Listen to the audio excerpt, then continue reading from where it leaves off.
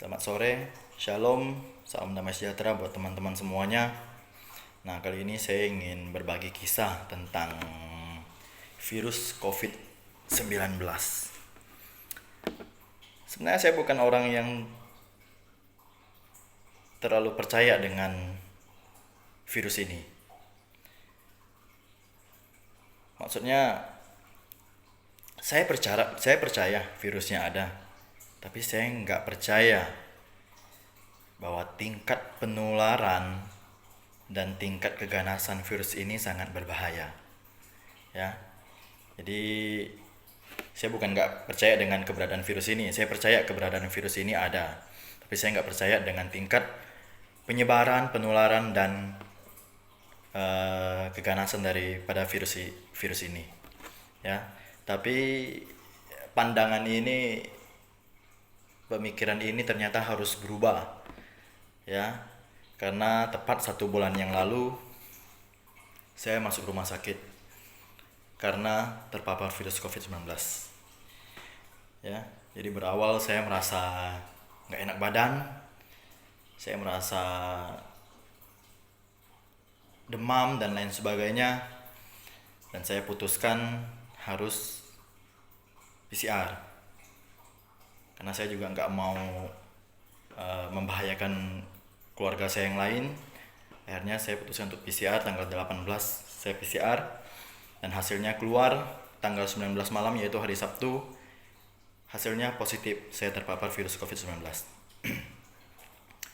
Dan Minggu sore saya diantar oleh istri saya pergi ke rumah sakit. Ya. Jadi waktu itu saya dan mama saya, karena mama saya hasil PCR-nya juga positif. Jadi kami dirawat di sana hari Minggu. Nah, setelah sudah larut malam, karena melihat kondisi saya baik dan dilihat kondisi saya juga cukup kuat, akhirnya dokter bilang saya boleh pulang, tapi keesokan harinya. Jadi hari Senin saya pulang, sementara mama saya harus tetap tinggal di sana untuk menjalani perawatan. Akhirnya saya pulang. Senin saya pulang, saya nggak kemana-mana, saya isoman di rumah sampai dengan hari Selasa. Saya juga isoman di rumah. Nah, berawal dari sorenya nih hari Selasa, saya pergi karena saya merasa sehat ya, jadi saya putuskan untuk pergi ke pabrik saya. Ya, saya pergi ke sana. Waktu itu udah sore, karena kalau sore hari udah nggak ada aktivitas di sana, karyawan-karyawan juga udah pada pulang. Akhirnya saya pergi untuk memperbaiki peralatan kerja kami, karena ada sedikit yang harus diperbaiki. Akhirnya saya perbaiki. Sebenarnya perbaikan itu nggak terlalu cukup menguras tenaga, ya. Tapi saya merasakan capek, ya. Tapi saya terus perbaiki. Nggak lama selesai. Akhirnya saya agak batuk. Sebelumnya saya nggak terlalu batuk, ya, ada batuk-batuk ringan aja. Akhirnya saya batuk dan saya sesak. Jadi saya putuskan saya pulang ke rumah, karena jarak rumah saya dan pabrik itu nggak terlalu jauh, ya. Jadi sampai di rumah saya batuk-batuk, saya masuk ke WC, saya batuk-batuk dan saya muntah. Ada sedikit makanan yang keluar dan sebenarnya lebih banyak cairan. Apa yang saya muntahkan itu cairan yang putih gitu, saya nggak tahu itu apa. Ini saya sesak, tapi saya merasa saya masih kuat. Saya masuk ke kamar untuk istirahat, saya baring, ya, saya mau tidur. Pada malam harinya saya mengalami sesak yang hebat, ya, sesak sampai pandangan ini udah agak kabur, ya, Istri saya juga udah khawatir, udah panik. Akhirnya saya diantar sama istri saya pergi ke rumah sakit Sudarso lagi. Sampai di sana saya langsung masuk ke ruang isolasi dan oleh perawatnya saya dirawat. Saya diinfus, diberikan obat, baik yang melalui infus atau minum dan saya diberikan oksigen. Ya, saya lupa saturasi oksigen saya berapa, yang jelas yang saya tahu adalah saya sesak pada waktu itu. Hari Selasa malam saya masuk kembali ke rumah sakit. Ya.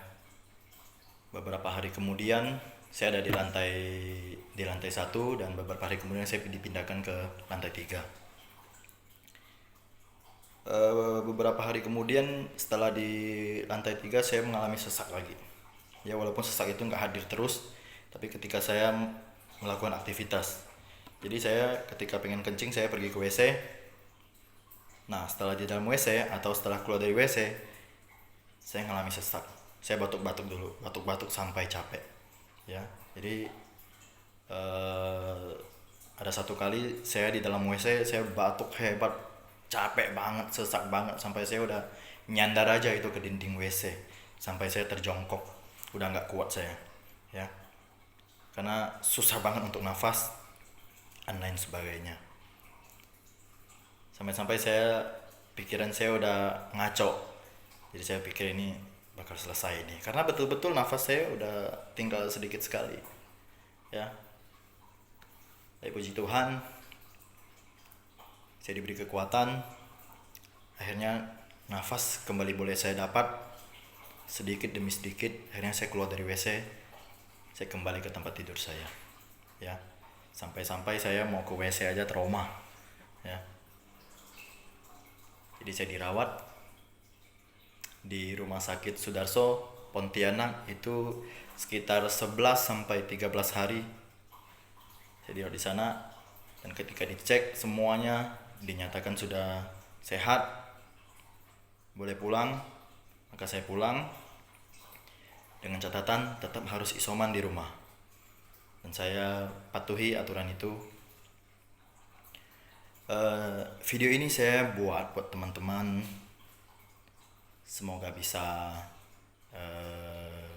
memberikan info yang jelas buat teman-teman, ya. Soal percaya atau tidak percaya keberadaan virus ini, itu urusan masing-masing. Tapi saya juga salah satu orang yang tidak begitu percaya sebenarnya. Tapi ketika saya alami dan saya harus melewati masa-masa kritis, saya harus percaya bahwa ini benar-benar ada dan sangat berbahaya sekali, ya. Jadi saya ingin memberikan informasi tentang saat saya di rumah sakit, dan berita-berita yang ada, yang mungkin berita-berita yang nggak benar yang selama ini kita dengar, ya. Jadi saya di rumah sakit, saya dirawat dengan baik, ya.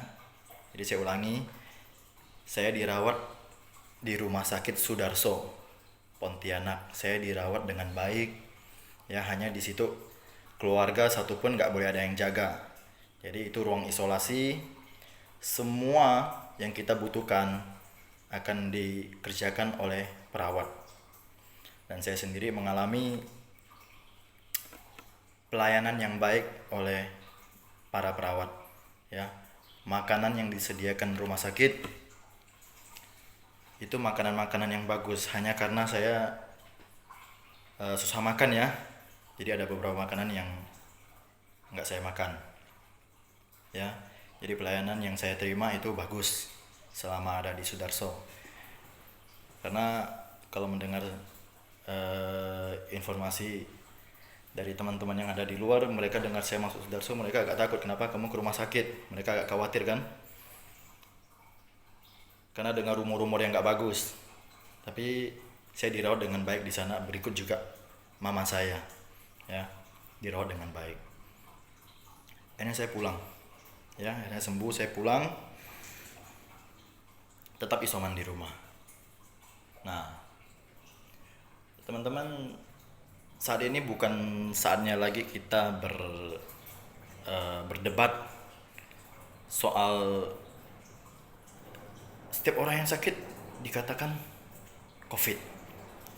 Sebenarnya enggak juga. Tes dulu. Dari hasil tes itu, PCR ya maksud saya, itu lebih akurat. Itu akan memberikan info apakah kita terpapar atau enggak, ya. Saat ini banyak orang yang nggak percaya mengatakan, lah ini musim lagi musim buah nih, misalnya ada yang berbicara seperti ini, ya. Ini karena faktor cuaca juga, jadi banyak orang demam dan lain sebagainya, ya. Karena hampir setiap tahun juga terjadi yang demikian. Sebelum COVID itu datang, ada, kita juga sering alami yang kayak gitu kok. Oke, ya, tapi saya mau kasih tahu teman-teman, saya nggak bilang semua yang sakit itu COVID, enggak. Tapi saya hanya mau kasih tahu bahwa di rumah sakit itu saat ini, sekarang ini penuh, ya. Sampai banyak rumah sakit yang sudah merawat pasien-pasien itu pakai tenda-tenda di luar, ya. Belum lagi kelangkaan oksigen terjadi di mana-mana. Dan coba, kalau Anda punya handphone Android, Anda punya Facebook, Anda punya WhatsApp dan lain sebagainya, coba lihat postingan-postingan teman-teman kita. Banyak sekali berita duka, ya. Tahun-tahun lalu ada nggak berita duka kayak begini yang kita terima? Belum lagi yang kita dengar di lingkungan kita, ya. Saya belum pernah terima berita duka sebanyak ini selama hidup saya. Baru kali ini, ya, lebih kurang 1 bulan ini saya banyak menerima berita duka, baik itu yang dari keluarga saya, teman-teman saya, orang tua teman saya dan lain sebagainya, ya. Kalau mau dihitung itu udah puluhan berita duka yang sudah saya terima, ya. Jadi ini bukan main-main lagi. Ada yang bilang ini konspirasi dan lain sebagainya. Konspirasi atau bukan, itu bukan urusan kita, ya. Kalau teman-teman bilang ini konspirasi dan gak mau percaya, apakah dengan ketidakpercayaan teman-teman bisa menyelesaikan masalah ini? Enggak, ya. Saat ini yang harus kita lakukan adalah taati protokol kesehatan yang ada, ya. Soal itu konspirasi atau bukan, itu sekali lagi bukan urusan kita. Yang jelas virusnya itu ada dan bisa menjangkit siapapun, ya. Kalau sudah terpapar, sudah kena, malu sendiri. Saya sudah alami, ya. Kalau sudah terpapar, sudah kena, dan dengan kondisi yang cukup kritis, Anda akan nangis. Percayalah, ya, siapapun Anda, nggak ada orang kuat, ya. Anda akan memikirkan istri Anda, suami Anda, ya, anak-anak, keluarga dan lain sebagainya, ya. Jadi ini bukan soal kita harus memperdebatkan ini dan itu lagi. Yang jelas kita harus taati protokol kesehatan yang ada, ya. Karena ini bukan main-main. Keluarga besar kami beberapa minggu yang lalu mengalami duka yang luar biasa.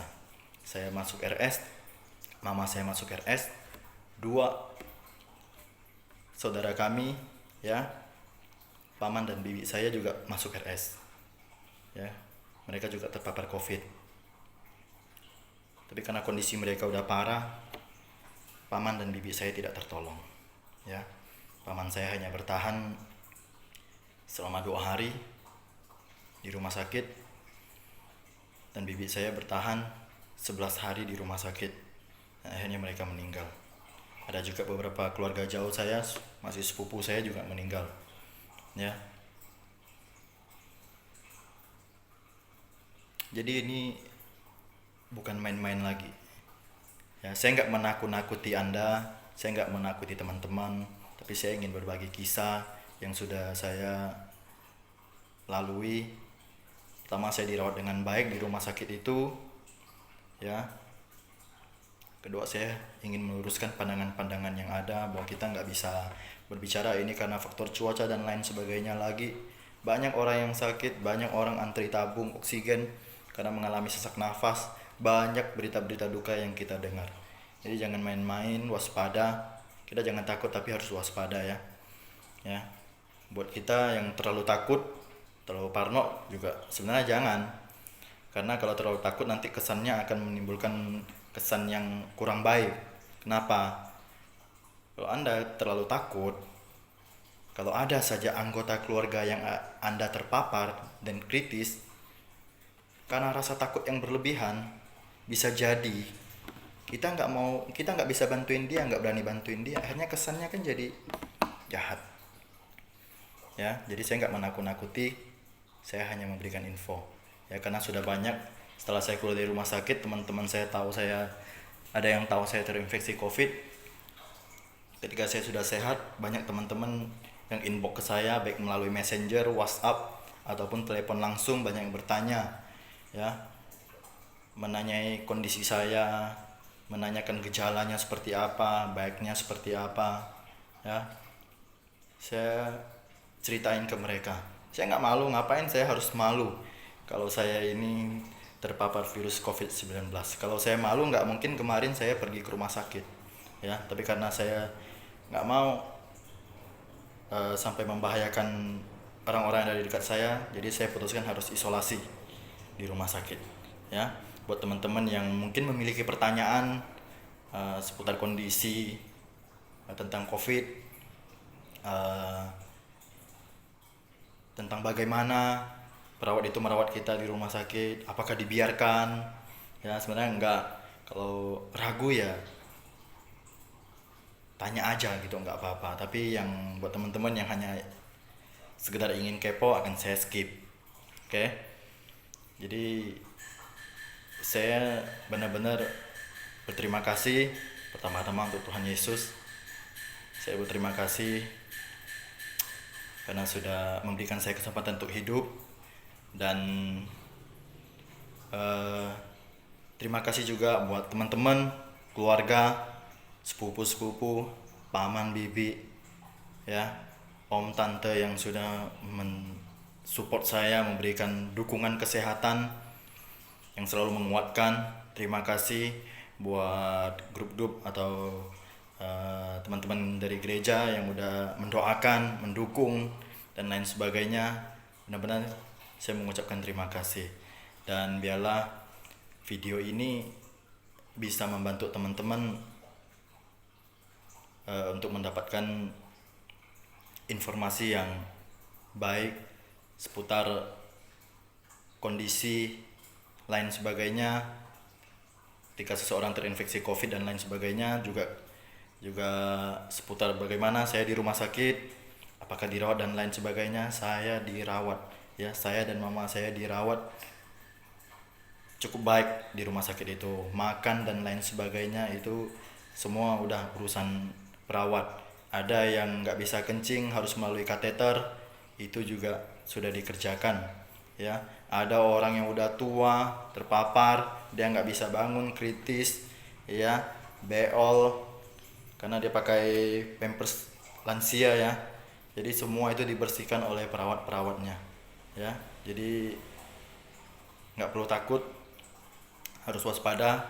Kalau terpapar, cepat-cepat pergi ke rumah sakit, ya. Kalau nggak bisa harus isoman di rumah, isoman yang baik. Dan yang terakhir, makanan enak nggak enak harus masuk, minuman harus masuk, ya, air putih kalau bisa hangat, ya. Pikiran jangan mikir yang aneh-aneh, harus semangat. Walaupun saya tahu susah untuk bersemangat karena saya alami, tapi bagaimanapun harus punya semangat untuk sembuh, semangat untuk hidup, ya. Demikian teman-teman, biarlah video ini bisa menjadi berkat buat kita semua. Terima kasih.